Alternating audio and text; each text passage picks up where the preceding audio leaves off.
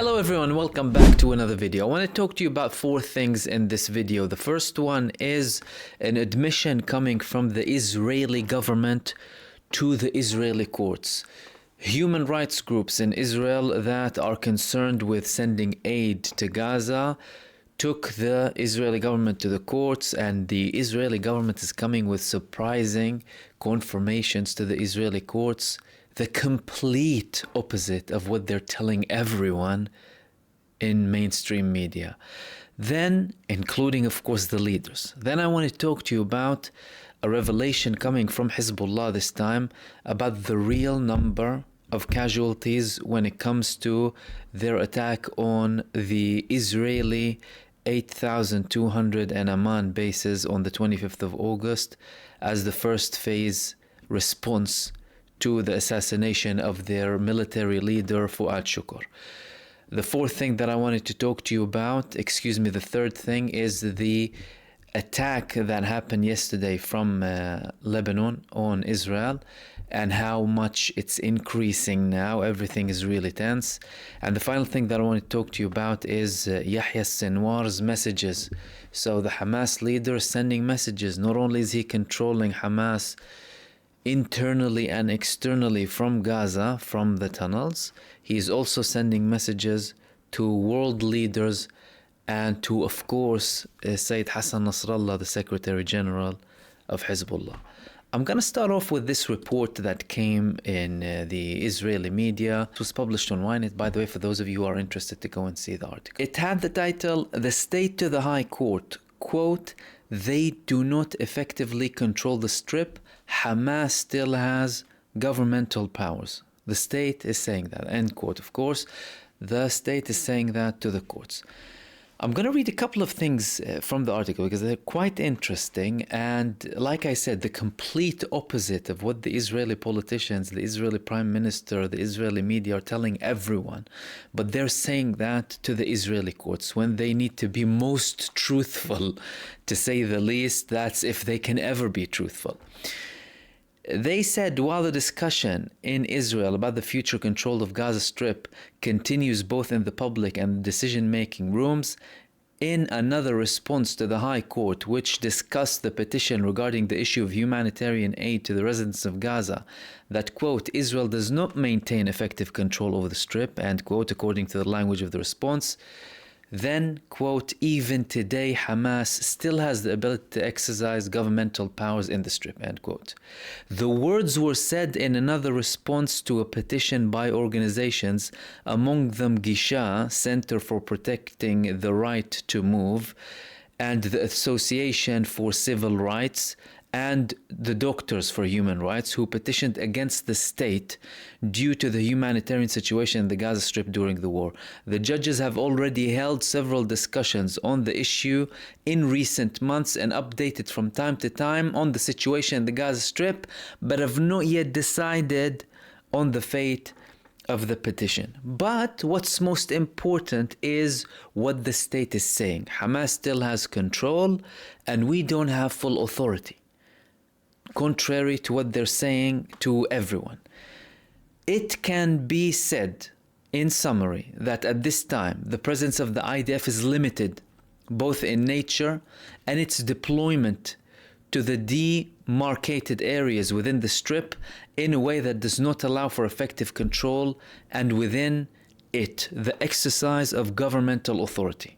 Throughout the war, the IDF forces operated in various areas in the Gaza Strip according to a concrete military need for a limited time, and soon afterwards they withdrew from them. They're trying to say that we have no control whatsoever. Hamas is once again active in these areas which the IDF withdrew from and is trying to rebuild its power there. Even today, Hamas has the ability to exercise governmental powers in the Strip and continues to strive to exercise its powers while investing many efforts and resources. This effort is expressed on several levels, the main of which are the formulation of policies, the activation of security mechanisms, and the establishment of new security bodies to deal with public order, whose purpose is to take over aid and allocate it to the needs of the movement, the flow of funds to the Strip, the distribution of salaries, and the distribution of aid. Hamas is coming back. Hamas is coming back and trying to reestablish itself in the areas where the IDF is maneuvering, not withdrew from, maneuvering, in such a way that it even forced the IDF to return and operate in those areas. It is evident that Hamas is working consistently to try to quickly restore its infrastructure in the areas where the IDF is maneuvering and to allow the rapid return of governmental and military activity after withdrawal of the IDF and the return of the population to the region. Therefore, as it can be seen and presented in detail during this, under the circumstances of the current fighting in the Gaza Strip, Israel does not maintain effective control of the territory. Whatever the government is trying to get out of this, and of course the manipulation here is the maneuvering, when you talk about maneuvering, you're conducting a genocide, but okay, maneuvering, you're saying that to the courts.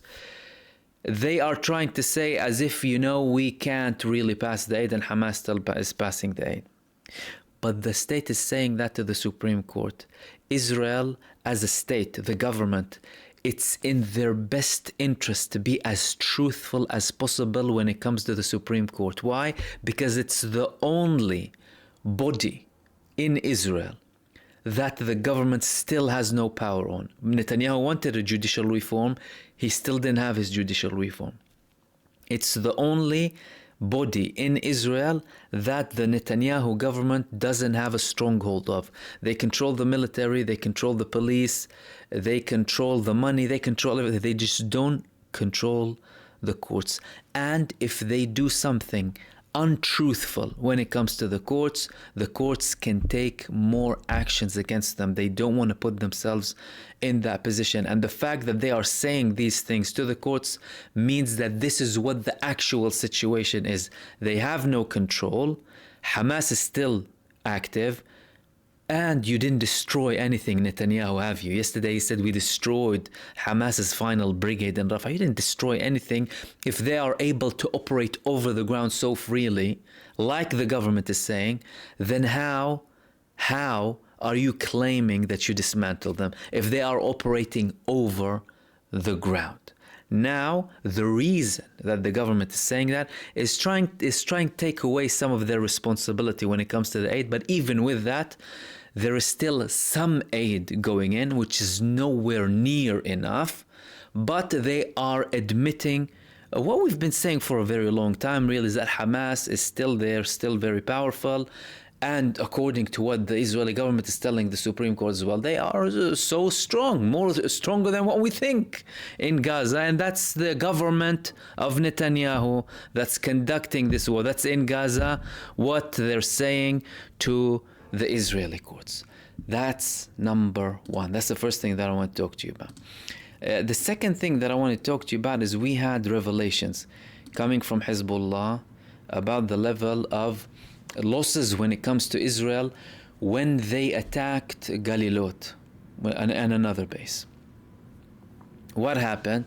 Hezbollah officially, that's Al-Manar, the website of Hezbollah, they said, coinciding with the resignation of the head of Unit 8200, which we spoke about yesterday, in the enemy entity's military intelligence, that's according to Hezbollah, of course, on their website, European security sources, they're saying European security sources, revealed that 22 Israelis were killed and 74 others were injured in the Arba'in operation, the Hezbollah named the Arba'in operation, carried out by the Islamic resistance on August 25th, targeting the military intelligence unit at Galilot, at the outskirts of Tel Aviv, and Ain Shemer base as a response to the assassination of the great leader Sayyid Fuad Shukr, according to Hezbollah.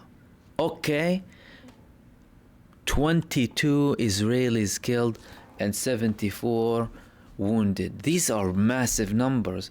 These are really big numbers.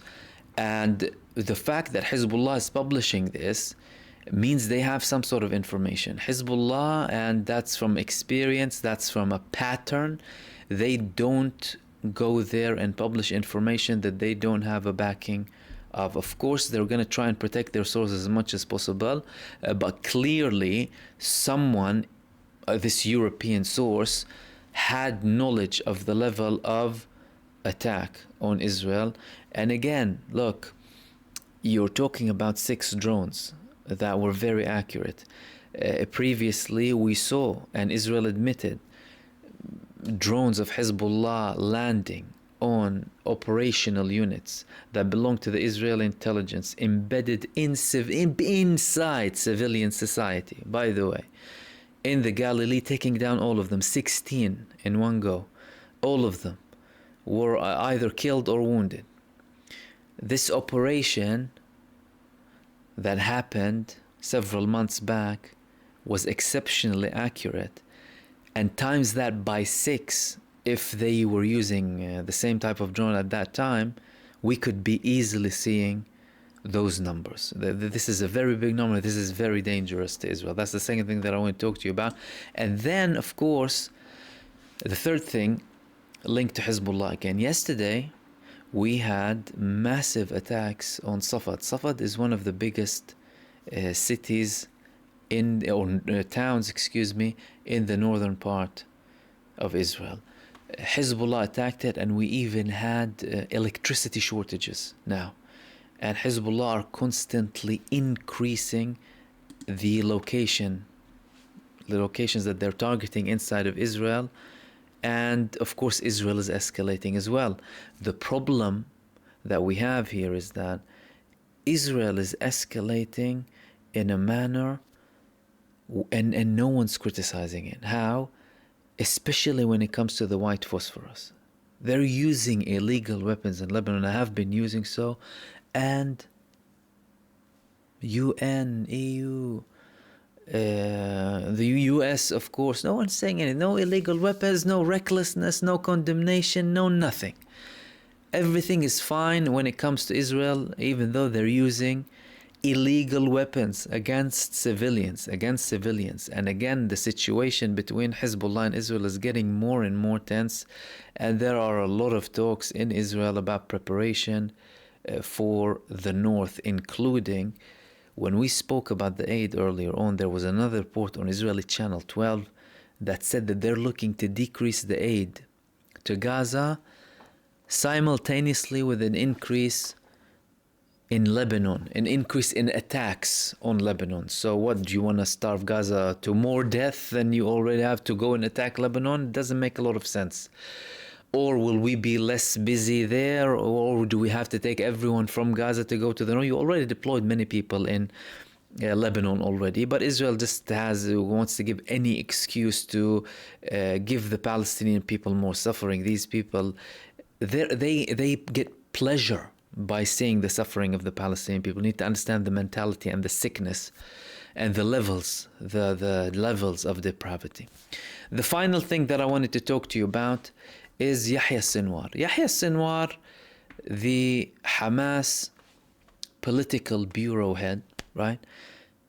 He is in Gaza. The man is running Al-Aqsa flood. He was one of the masterminds. He is most likely in tunnels in Gaza, fighting and instructing and being with kidnapped soldiers, probably the top figures of these Gaza division, and other Israeli troops who were kidnapped on the 7th of October. Okay, he is active also politically. He's not just fighting. So a few days ago, he sent a message. His first message to who? It was to the Algerian elected president. So he sent a message congratulating him. It was an interesting choice. And the second choice was for who? Was for the Secretary General of Hezbollah, Sayyid Hassan Nasrallah. He mentioned a couple of interesting things in his letter to Sayyid Hassan Nasrallah. Part of it was a response to Nasrallah sending him the letter previously to show condolences with the passing of Ismail Haniyeh, the previous leader of Hamas, and his martyrdom. And he continued with his reply to Nasrallah's letter, Yahya Sinwar. He said, "Our martyr leader, the symbol of the nation of Palestine, Abu al-Abid," one of the kind of a nickname of Haniyeh, ascends to the battle of the flood of Al-Aqsa, one of the most honorable battles of our Palestinian people in history, on the path of the martyr leaders, so that his blood, the blood of his sons, grandchildren, and family, meet with the great sacrifices made by our people in Gaza, the West Bank, Jerusalem, and the occupied territories, confirming that the blood of our leaders and strugglers is not more precious than the blood of our people, and that this intelligent blood, this important blood, and blessed convoys of martyrs will increase in strength and power in confronting the Nazi Zionist occupation. We also affirm that the movement will remain,